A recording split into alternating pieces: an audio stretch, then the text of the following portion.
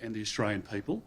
People don't trust the Prime Minister in relation to the Voice because he has deliberately starved information from them, and we're going to an election on the 14th of October in relation to the Voice, where most people would normally expect to have the detail before them, and they don't. And that's because of the Prime Minister's decision to withhold the detail until after the Voice vote takes place.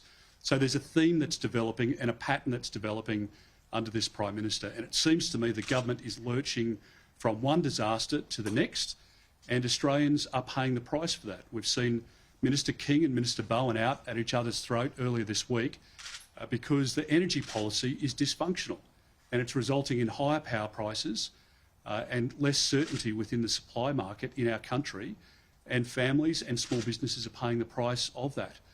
So in terms of broken promises, they don't get much bigger than this one. And the Prime Minister owes it to the Australian people to have a proper understanding of what happened at a state and federal level in relation to COVID, the policies, the decisions that were being made.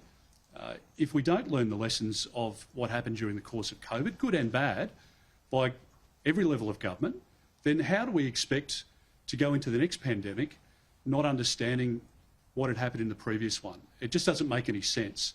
And it's clear that either the Prime Minister's been rolled here by Daniel Andrews and the Premier of Queensland, or the Prime Minister is just happy to make a mockery of his own words before the election.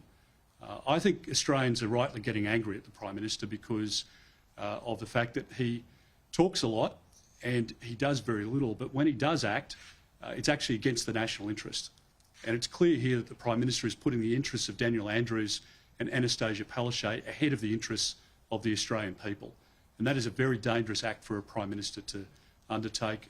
Annie, I'll hand over to you and ask you to make some comments, and I'm happy to take any questions.